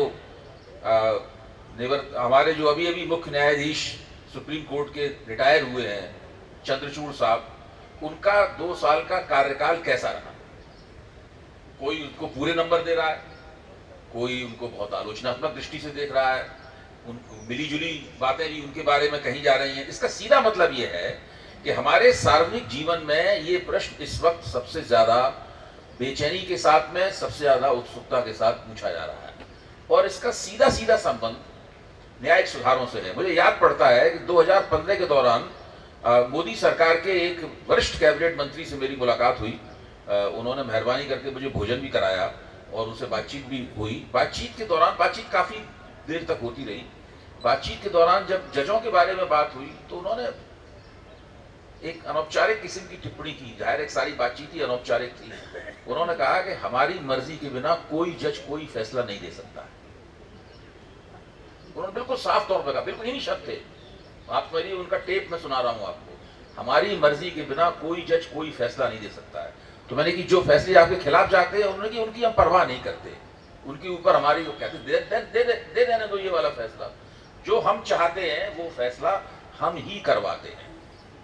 अच्छा, अब हम ये भी नजारा देख रहे हैं कि मान लीजिए सुप्रीम कोर्ट जमानत देने के मामले में वही कह रहा है बार बार पीएमएलए के तहत कि जेल जो है वो अपवाद होना चाहिए, जमानत नियम होना चाहिए, और वो सुप्रीम कोर्ट चाहता है कि उसकी इस बात को एक नजीर की तरह हाई कोर्ट, सेशंस कोर्ट वगैरह भी उसका पालन करें। लेकिन सुप्रीम कोर्ट ये भी देख रहा है और हम सब ये देख रहे हैं कि हाई कोर्ट और जो लोअर कोर्ट्स और निचली अदालतें हैं वो सुप्रीम कोर्ट की इस नजीर को मानने के लिए तैयार नहीं है। जब वहां पर अभियुक्तों के वकील खड़े हुए कहते हैं देखिए देखिए सुप्रीम कोर्ट ने ये कहा है, तो वो जज कहते हैं ठीक है तो चले जाओ सुप्रीम कोर्ट। हम तो इसी तरीके से इसके ऊपर, क्योंकि वो सरकारी एजेंसियों के दबाव में है, वो पुलिस के दबाव में है, वो सरकारी वकील के दबाव में है, वो सीबीआई वकील के दबाव में है, वो पीएमएलए के वकील के, वो ईडी के वकील के दबाव में है, वो उससे मुक्त नहीं है। यानी अगर सुप्रीम कोर्ट को हम अपवाद स्वरूप देखें, मुझे लगता है वो भी शायद अपवाद अब नहीं रहा है, तो पूरी की पूरी जुडिशरी का बड़े पैमाने पर सरकारीकरण हो गया है। सरकार जो कहती है वही जज के लिए भी सही है। जस्टिस पाटिल, आप जरा इसके ऊपर कुछ कहें। इसीलिए तो जनवरी 2018 में 4 सुप्रीम कोर्ट जजेस, सिटिंग जजेस बाहर आए और उन्होंने प्रेस कॉन्फ्रेंस करी। वो प्रेस कॉन्फ्रेंस में उन्होंने कहा कि हमको बाहर से दबाव है और जुडिशरी इज नॉट इंडिपेंडेंट। लेकिन उसके पहले 85 के पहले मेरे गुरु ने किताब लिखी थी कि judiciary is not independent and never will be independent. तो ये अभी इन्होंने बोला, मंत्री इतना कॉन्फिडेंस से बोलता है और वही वो आना 10 साल में देखो तो इलेक्टोरल बॉन्ड की, ठीक है, चीफ जस्टिस से कहा कि मर्डर हुआ है, लेकिन मर्डर की शिक्षा तो नहीं करी। सब पैसे वापस लेने चाहिए थे या उनको प्रोसिक्यूट करना चाहिए था। तो सरकार का कुछ बिगड़ा नहीं, पैसे दे लिए। ऐसे कई एग्जाम्पल है। जो अभी उन्होंने कहा कि रामलल्ला को मैं पूछ के जजमेंट दिया, तो ये हम पहले से बोल रहे थे कि ये जजमेंट इसमें कोई दे ही नहीं सकता। हम पहले से बोल रहे थे कि बाबरी मस्जिद के बारे में जजमेंट कोई कोर्ट दे ही नहीं सकता, क्योंकि राम जन्मभूमि कैसे तय करेंगे। तो कई बातें हैं जुडिशरी के बारे में। मैं खुद जज था, ये हमारे दोस्त है, इकोनॉमिक एस्पेक्ट में हम जजमेंट देते थे तो हमारा जजमेंट ब्रदर जजेस फेंक देते थे। जैसे कि हम कुछ भी खरीदते हैं तो कंपनी का मालिक हमसे एक्साइज देता है, कार्ड ग्राहक से देता है एक्साइज, और वो सरकार को भरता है। लेकिन जब रिफंड होता था तो उद्योगपति को होता था, ग्राहक को नहीं होता था। तो मैं इतना छोटा जज था जब ये सब बड़े बड़े वकील मेरे सामने आए। मेरे गुरु भी अच्छे थे, कृष्णा अय्यर थे, जस्टिस सावंत थे, तो उन्होंने दिए थे जजमेंट कि नहीं वो ऐसा नहीं हो सकता। मैं मेरा जजमेंट लेके राजीव गांधी को मिला रात को 2 बजे, सिटिंग जज। मैंने कहा देखो तुम्हारे इतने पैसे बच सकते हैं, लाखों करोड़ बच सकते हैं, रिफंड क्यों देते उद्योगपति को? तो बोले क्या करना चाहिए? तो मैंने कहा सोशल वेलफेयर फंड करो कंज्यूमर के लिए, उसमें जाएगा पैसा, लेकिन उद्योगपति को नहीं देना। थियरी ऐसी थी कि जो इलीगल लेता है उसको क्यों रखे। अब ये इलीगल ले गया मॉनेटरी बॉन्ड में, क्या किया इलीगल पैसे को। तो जैसे कोर्ट को लगता है वैसे जजमेंट आता है। और जो जजमेंट जो आपने कहा अभी, वो हम बहुत पहले से जानते हैं कि कोई ना कोई डिक्टेट करता है। ऐसा एक चीफ जस्टिस था और लॉ मिनिस्टर था, वो हमको मिलता था कि आपको इसमें थोड़ी मदद करनी है। हमने कहा क्यों? हम तो उसके परे थे सबके, हम किसी की परवाह नहीं करते थे। लेकिन ये बात तो होती थी। और आज 10 साल का जो इतिहास देखेंगे तो judiciary is not independent at all. और वो जानबूझकर है, मुझे नहीं मालूम उनको क्या चाहिए। क्या खानविलकर का जजमेंट था तीस्ता सेटलवाड के बारे में? क्या जजमेंट था? क्या बोलेंगे? क्या जिसने ये सब उजागर किया उसको अंदर डाला। और जस्टिस कृष्णा और जस्टिस सावंत का कमीशन था, अहमदाबाद दंगों पर कमीशन था। उन्होंने रिकमेंड किया था कि Modi and his friend should be prosecuted for mass murders और he should not be given, he and his friends should not be given any constitutional post during their lifetime. ये रिकमेंडेशन था। क्या किसने, ना किसी ने रिपोर्ट पढ़ा, ना किसी ने उसको रिकमेंड किया। तो ये जो हो रहा है, इसलिए मैं बोल रहा था कि हमारी यहूदी डेमोक्रेसी है। दूसरी बात, हमारे जो रिप्रेजेंटेटिव, 1 मिनट में खत्म करता हूं। मैं पहले से आंदोलनजीवी हूं और अर्बन नक्सलाइट हूं मोदी के भाषण में। तो मैं पहले से, हमारे 1-1 लाख लोगों के आंदोलन होते थे। लेकिन जब तक आंदोलन को आरएसएस का सपोर्ट नहीं है उसको प्रसिद्धि नहीं मिली। हम लोगों को शुरुआत करते थे भाषण कि प्रेसिडेंट ऑफ इंडिया, लोग कहते थे हमारा नौकर। प्राइम मिनिस्टर, लोग कहते थे हमारा नौकर। बिल्कुल तलाटी तक, क्या बोलते हैं, लास्ट एग्जीक्यूटिव ऑफिसर, तो उसको बोलते थे। उसको भी, वो भी कौन है तो बोलते थे, लोग बोलते थे। इसका मतलब है, हम आज जो उनको गॉड समझते हैं, अरे वो तो हमारे सेवक है, वो हमारे पैसे से पलते हैं, पोसते हैं, चुन के आते हैं। जस्टिस पाटिल, आप भूल रहे हैं नरेंद्र मोदी अपने आप को प्रधान सेवक कहते हैं। नहीं, ईश्वर कहता है। वो तो छोड़ो, वो तो नॉन बायोलॉजिकल कहता है खुद को। तो सवाल ही नहीं ना, क्वेश्चन का सवाल ही नहीं। और ये इन्होंने जो कहा कि टॉलरेंस बढ़ा है, मैं एडीआर के धन्यवाद देने को भूल गया था, लेकिन आप लोग अच्छा काम कर रहे हैं। हमारी सोच अलग हो सकती है, लेकिन मोदी जब खुद को मैं नॉन बायोलॉजिकल कहता है, तो हम लोग क्या करें? तो डर के मारे सब, अरे मैं रोता हूं एक वीडियो में, ये सब कोरोना के समय से सब लोग पैदल चल रहे थे। एक ही मिनट में, तो मैं रो रहा हूं उड़ी में। मैं कहता हूं कि मोदी इनके लिए कुछ नहीं करता है। मैंने एक लफ्ज वापर किया तो वही मीनिंग उसका वही होता है कि मोदी निकाह में है, कुछ नहीं करता है। तो मुझे प्रोसिक्यूट किया है चाणक्यपुर पुलिस स्टेशन। तो डर कैसा पैदा करना है, और जब आते हैं ना लोग तो पुलिस की फौज आती है, कुछ मैंने क्या क्या गुना, तो बोले आपका ये वीडियो, मैंने कहा I am proud of that video, करो प्रोसिक्यूट, क्या करेंगे। चलो आप। General Verma, association for democratic reform की शीर्ष हस्ती के रूप में मैं आपसे ये जानना चाहूंगा कि जो देश की अदालतें हैं वो उन्होंने इलेक्टोरल रिफॉर्म्स के लिए क्या किया है, क्योंकि अदालत का हस्तक्षेप इलेक्टोरल रिफॉर्म के लिए बहुत आवश्यक है। तो वो ये पूरा समीकरण जो है ना अदालतों का और चुनाव सुधार का, किस तरीके से हम लोगों के सामने विकसित हुआ है, उसके अंदर क्या समस्याएं रही हैं और क्या उसकी खूबियां रही हैं। मैं ये नहीं कहता हूं सारी चीजें नकारात्मक हैं, क्या उसकी खूबियां रही हैं।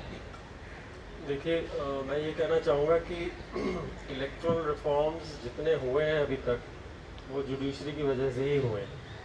पहली बात 85 से 90% रिफॉर्म्स, क्योंकि कोई भी सरकार हो किसी भी पार्टी की, वो इलेक्टोरल रिफॉर्म्स के तरफ बिल्कुल तवज्जो नहीं देती। और बहुत सारे इम्पॉर्टेंट जजमेंट्स हुए हैं, हाई कोर्ट्स ने दिए हैं और सुप्रीम कोर्ट ने दिए हैं, लेकिन जो मैंने शुरू में भी बात कही थी, प्रॉब्लम इज ऑफ इम्प्लीमेंटेशन। बहुत अच्छे अच्छे जजमेंट्स हैं, लेकिन अगर इम्प्लीमेंट ही नहीं कर रहा है कोई, तो फिर उसका क्या फ़ायदा है। अब जैसे क्रिमिनलिटी के ऊपर और पॉलिटिकल फंडिंग के ऊपर बहुत सारी जजमेंट्स हैं, लेकिन कोई पॉलिटिकल पार्टी उसके ऊपर तवज्जो नहीं देती। हमारा एक केस था चीफ इंफॉर्मेशन कमिश्नर के यहाँ पे, जो कि 3-4 साल उसको लड़ा हम लोगों ने। फाइनली उसने ऑर्डर दिया कि तमाम पॉलिटिकल पार्टीज आरटीआई एक्ट के अंदर आएंगी, तहत मतलब they will come under the RTI. ये 2015 की बात है। सबने मना कर दिया, कुछ नहीं हुआ, साफ मना कर दिया कि नहीं हम नहीं आते आरटीआई के अंदर। तो अब अगर it is a quasi judicial constitutional body CIC, तीन इंफॉर्मेशन कमिश्नर्स का फुल बेंच ने ये ऑर्डर दिया था। और इसी प्रकार से जैसे पॉलिटिकल फंडिंग की मैं एक मज़ेदार आपको बात बताऊं, मैं पिछले 11 साल से एडीआर में हूं और पिछले 16-17 साल से आपको मालूम है कि पॉलिटिकल फंडिंग की जो रिपोर्टिंग होती है कि किस पार्टी को कितना पैसा मिला है, वो इलेक्शन कमीशन को annually balance sheet, audited report, income expenditure, ये सारा जमा कराना पड़ता है। बसपा जो आप सब जानते हैं यहीं की पार्टी है, वैसे तो नेशनल पार्टी है, पिछले 17 साल से वो कहती है हमको 20,000 से ऊपर की कोई डोनेशन नहीं मिली। अब आप सब यहाँ रहते हैं, आपने देखा है वो हवा महल पास में ही है। तो ये एक्सेप्ट हो रहा है, किसी ने कुछ नहीं किया। हम इनकम टैक्स सीबीडीटी से बोलते हैं, इलेक्शन कमीशन से बोलते हैं, वो कहते हैं हमारा काम नहीं। तो फिर ये स्क्रूटिनी कौन करेगा? लॉ कमीशन की इतनी अच्छी अच्छी रिकमेंडेशंस हैं, 255th लॉ कमीशन की, 170th लॉ कमीशन की। उन्होंने बोला है कि सारी पॉलिटिकल फंडिंग का सीएजी के थ्रू ऑडिटर्स नियुक्त किए जाने चाहिए। अभी तक नहीं हुआ। सबने अपने अपने ऑडिटर लगाए हुए हैं और जो भी जमा करा देते हैं उसको कोई देखता ही नहीं है इलेक्शन कमीशन। स्क्रूटनी की तो बात छोड़। तो इसी प्रकार से जुडिशरी की भी क्रिमिनलिटी के ऊपर बहुत अच्छी वो हैं, कितने ही आदेश उन्होंने दिए हैं, हम हर रिपोर्ट में लिखते हैं उसके बारे में। अब जैसे क्रिमिनलिटी के ऊपर उन्होंने बोला है आप रीजन दीजिए, आप क्यों टिकट दे रहे हैं। वो ऐसे ऐसे टिकट देते हैं कि जी इसके अलावा इस इलाके में कोई और अच्छा आदमी नहीं है, उसके ऊपर मर्डर के केस है, रेप के केस है, तो आप क्या कर सकते हो। अब हमारे पास 10 मिनट कम से कम और हैं और ये मैं थोड़ा सा अनाधिकार चेष्टा कर रहा हूँ, ज्यादा से ज्यादा कम से कम चेष्टा कर रहा हूँ। मैं इस चर्चा को अपने श्रोताओं के लिए खोलना चाहता हूँ। 1 मिनट कहिए तो मैं एक चीज बता नहीं, अभी सवाल कोई आएगा उसमें बता दीजिएगा जी, फिर बड़ा देर हो जाएगी। तो बहुत ही संक्षेप में केवल सवाल पूछें, कोई पैरेलल डिस्कोर्स ना चलाएं कृपा करके।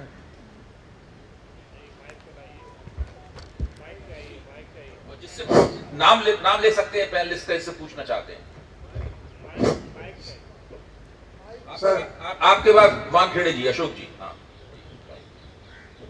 सर, मैं विजय कृष्ण, अखिल ब्रह्मांड के सबसे लोकप्रिय सांसद बनारस से मैं हूँ।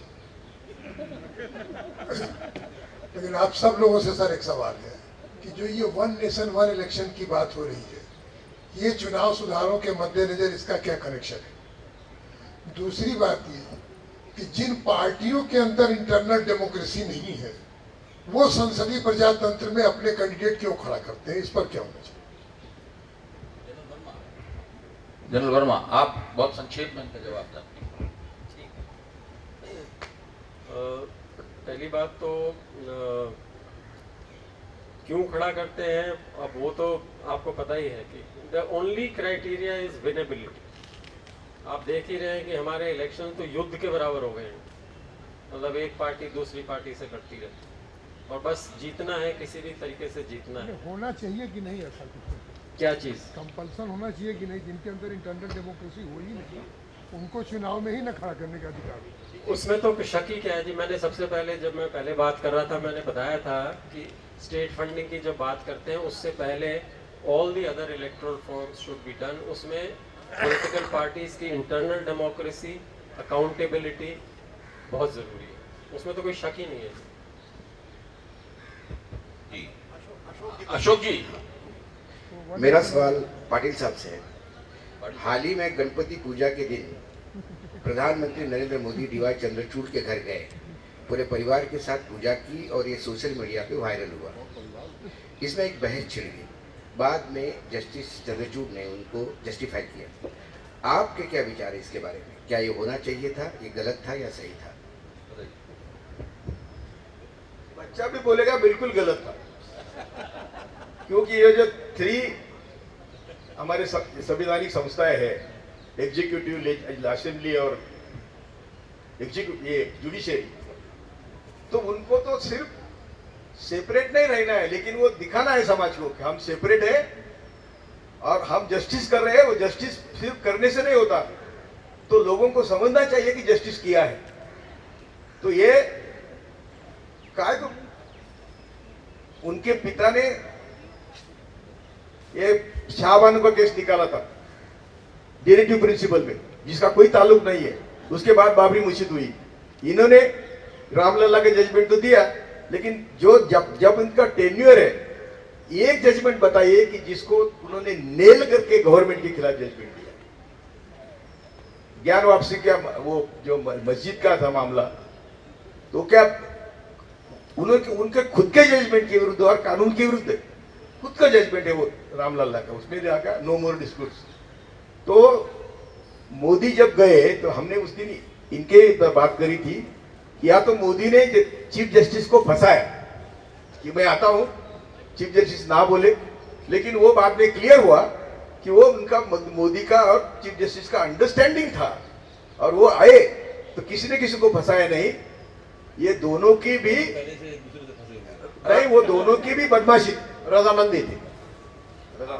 डॉक्टर स्वरूप, एक्चुअली वो आप माइक मांग रहे थे, हमारी लड़की सोचिए आप पानी मांग रहे हैं, वो पानी लेने भागी, उनको माइक दे देगा डॉक्टर आनंद स्वरूप को। वो आप ऐसे से किए, वो भागी भागी पानी लेने आ गई थी। माइक इधर दे दिए डॉक्टर आनंद स्वरूप को। साक्षी, मैं बोल दूं पहले? बोलिए। सॉरी, माफ कीजिएगा। क्योंकि बहुत देर से पॉलिटिकल चर्चा हो रही है। मेरा नाम नाहिद है, मैं सोशल एक्टिविस्ट हूँ। जब महिलाओं का कोई जिक्र नहीं हुआ और फंडिंग की भी बात हो गई कि पॉलिटिकल सपोर्ट के लिए फंडिंग होनी चाहिए, क्या ये एक विमर्श की ज़रूरत नहीं है कि इकोनॉमिकली औरत वैसे भी वीक है और पॉलिटिकल पार्टी में जो ख़ानदानी घरों की औरतें हैं, जो जिनके बाबा दादा सब चुनाव लड़ते आ रहे हैं, आमतौर से उनको ही टिकट मिलता है। तो स्टेट और सेंट्रल लेवल पे सरकार फंड की व्यवस्था करे, इस पे विमर्श होना चाहिए कि नहीं?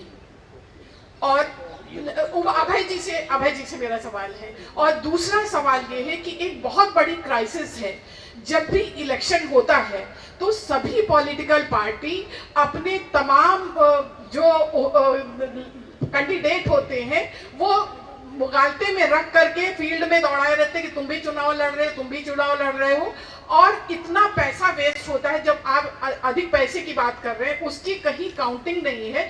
तो कितने दिन पहले कैंडिडेट का चयन हो जाना चाहिए? अभय जी जवाब दीजिएगा, बहुत संक्षेप। देखिए, एक आपका जो सवाल का जो पहला हिस्सा है, मेरे ख्याल से हम लोगों के विद्वज्जनों ने उसका पहले से जवाब दे दिया है। यहाँ पर तकरीबन सभी लोग चुनाव की जो स्टेट फंडिंग है मोटे तौर पर उसके पक्ष में है। उसके तरीकों के बीच में एक पहले क्या हो बाद में क्या हो इसके ऊपर मतभेद हो सकता है, लेकिन हम सब लोग, यहाँ तक कि प्रशांत जी ने तो ये भी कहा कि 50 रुपए पर वोट के हिसाब से 50 रुपए पर वोट के हिसाब से एक स्टेट फंडिंग का फार्मूला बनाया जा सकता है। जहां तक आपका दूसरा सवाल है उसके ऊपर अगर आप कुछ कहना चाहें कि कितनी देर पहले, आप बताना चाहें कितनी देर पहले हो उम्मीदवार की घोषणा? हमारी उसमें रिकमेंडेशंस हैं, कई रिपोर्ट्स में हमने लिखा है। दो चीज़ें हैं इसमें, एक तो आपने देखा है कि आजकल चुनाव प्रचार 1 साल पहले शुरू हो जाता है, सारे मिनिस्टर्स और जितने भी हैं सब घूमने लगते हैं। दूसरी बात है कि हमारी रिकमेंडेशन ये है कि कम से कम 60 दिन पहले, 2 महीने पहले तो चुनाव में कैंडिडेट्स किसको आप दे रहे हैं टिकट वगैरह, वो इलेक्शन की अनाउंसमेंट से 2 महीने पहले बता देना चाहिए। और तीसरी हमारी रिकमेंडेशन ये है कि ये पब्लिक से पूछना चाहिए कि भाई ये हमारे नुमाइंदे हैं सब पॉलिटिकल पार्टीज को, और उसमें से आप बताइए किसको खड़ा करना चाहिए। और जो आपने बात उठाई नारी शक्ति की, वो बहुत ठीक बात है आपकी, क्योंकि उसमें वही डायनेस्टिक वो चल रहा है, और जो बाकी नारियां हैं जो अच्छा काम कर रही हैं उसमें उनको टिकट नहीं मिलता, वो आपकी बात बिल्कुल ठीक है। उसमें पॉलिटिकल पार्टीज को एक तो स्टेप फॉरवर्ड करना पड़ेगा, और अगर स्टेट फंडिंग का होता है तो उसमें भी एक प्रावधान रखा जा सकता है कि उन लेडीज को अलग से पैसा दिया जा सकता है। धन्यवाद। Doctor Anand, My question is to Prashant Bhushan ji, that civil society is very important in any democratic country.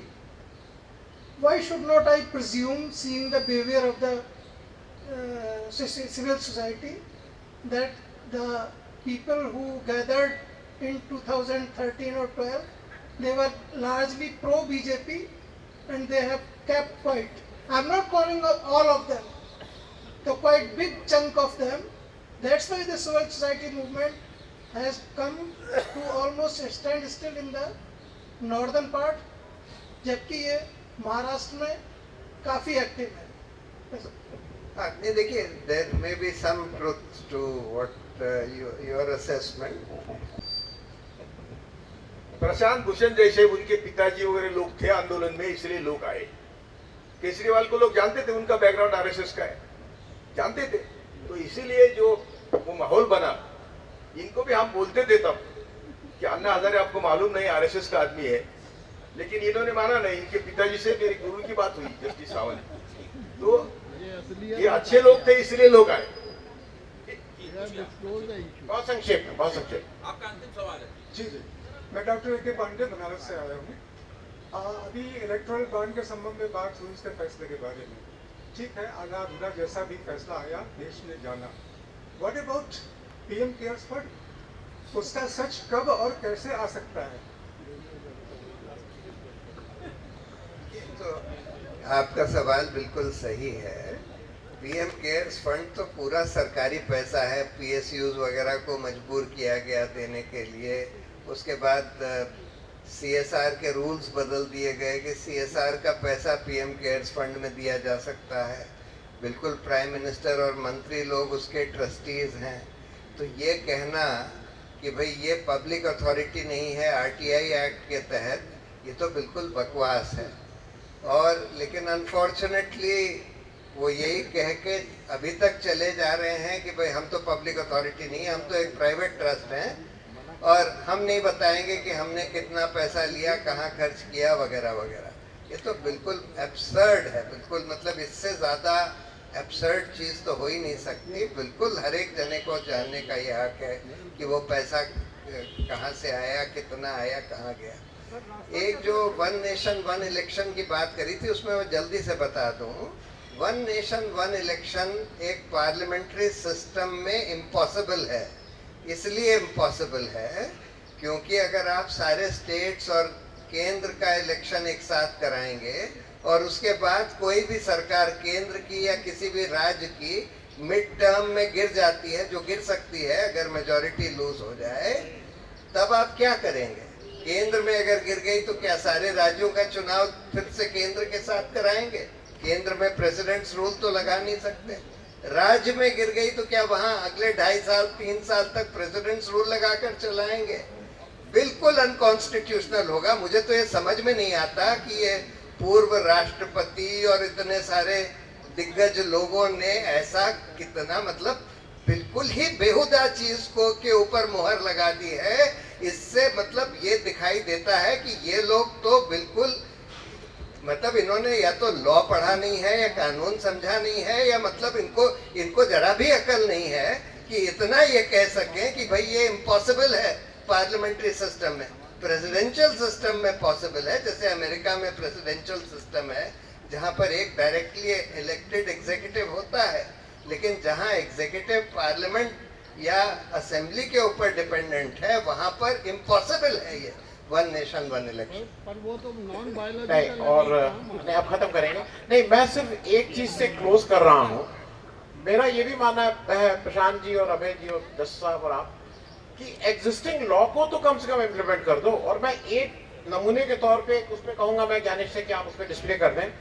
यहाँ पे एक सज्जन बैठे हैं जो कहते हैं मेरा नाम मत लिया करो, वो मेरे मित्र हैं, मेरे अभिभावक के रूप में। एक Gujarat minister poll wins invalidated by high court, ये हिंदू की रिपोर्ट है सार्वजनिक क्षेत्र में, इसलिए मैं उसको कर रहा हूँ, मुझे कोई रोक भी नहीं सकता, पब्लिक डोमेन में। एक मंत्री जी हैं गुजरात हाई कोर्ट के, एक मंत्री जी हैं गुजरात के law and education minister Bhupendra Singh Chudasama, 2017 का उनका इलेक्शन सेट असाइड किया था एक जस्टिस, इसमें लिखा है, वो कहीं बैठे हो तो अलग बात है, एक जस्टिस परेश उपाध्याय थे, delivered the verdict where he said कि based on corrupt practices and held his election as unlawful and null and void। वो इलेक्शन सुप्रीम कोर्ट से स्टे हो गया और वो भाई साहब 5 साल मंत्री बने रहे, इलेक्शन वर्डिक्ट चेंज नहीं हुई, वो जो हाई कोर्ट का ऑर्डर चेंज नहीं हुआ। तो एग्जिस्टिंग लॉस को तो मान लीजिए, अभी रिफॉर्म की बात तो बहुत दूर है। मैं सिर्फ इससे अपनी क्लोज कर रहा हूँ, उसको लगा इसलिए दिया हूँ कि लोग उसको पढ़ भी लें, मेरे मन की बात नहीं है, उसको आप गूगल कर लीजिएगा, आपको मिल जाएगा। बहुत बहुत धन्यवाद आनंद जी, बहुत बहुत धन्यवाद प्रशांत जी, जस्टिस पाटिल और जनरल वर्मा। हम लोगों ने बहुत ही ज्ञानवर्धक चर्चा की, मुझे भी इसमें काफ़ी कई बातें सीखने को मिली। खासतौर से बहुत सी बातें हम जो लोग पहले से जानते हैं, सुनते रहते हैं सार्वजनिक जीवन में, जब उनको एक क्रम के साथ में एक पूरे विमर्श के तहत, पूरे परिप्रेक्ष्य के तहत हम लोगों के सामने पेश किया जाता है, तो फिर वो पूरा तर्क हम लोगों के सामने उभरता है, जो आज इस चर्चा में वो तर्क पूरी तरह उभर के हम लोगों के सामने आया। बहुत बहुत धन्यवाद। जो लोग श्रोताओं की तरफ से उन्होंने भाग लिया है, मैं उनका भी बहुत बहुत शुक्रिया अदा करता हूँ।